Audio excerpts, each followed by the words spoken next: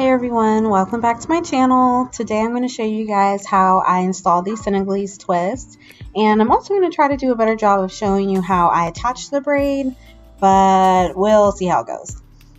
But anywho, I do my parting the same way I do my box braids, which is the 3-row, making a part from temple to temple going around the head, and then I do my best to do window partings. It doesn't always happen exact, but you know, as best as you can get it. And then I separate the hair. This is how I like to taper the hair. I just hold it pretty taut at the top, so that way I can still pull the hair, but not too much. You also don't have to make it perfect. As you can see, it just needs to be enough to where it comes to a tapered end versus blunt straight across. And what I do is I take 2/3 and cross the 1/3 over it. So you'll see in my right hand, that is what the 1/3 is. So you're going to combine that together. You want to make sure they're even. And then I hold my hand almost like, you know, pointing a gun, and I pinch the middle braid, or the middle leg, I suppose you can say, with my index and thumb. And I already know I'm going to have to do a more detailed video on it. It's hard to learn and it's hard to explain. So I don't know how best to really show you guys. But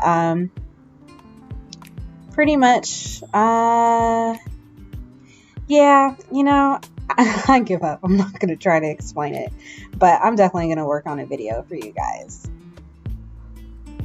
But pretty much, going back to the twist, I first start off by braiding the roots, and then once I've done about 2 or 3 stitches, I go ahead and separate the braiding hair in half. It works out too if you're able to separate the real hair in half too, but even if you're not able to, as long as the braiding hair is equally distributed, then you'll have a uniform twist as you go down. With braids, it's a lot easier to like steal some pieces from the other side, but with twists it can be a little bit more obvious. And then something I like to do is twist, twist, rotate, twist, twist, rotate. That sort of keeps me on the same beat. And even if you do like an extra twist, that doesn't hurt either. And you want to make sure you're twisting very tight where their real hair is. Then you can get a little bit looser throughout like the main part of it, and then tight again at the ends.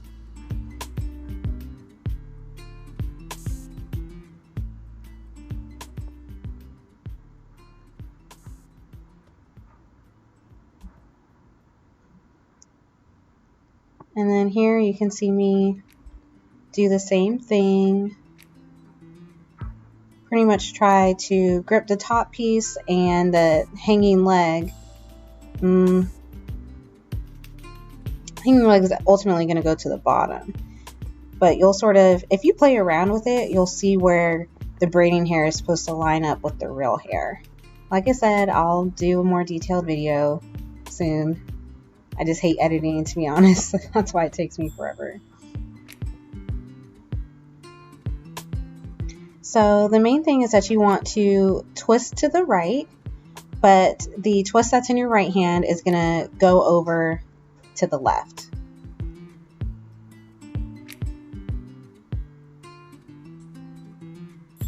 And it definitely gets easier once you practice.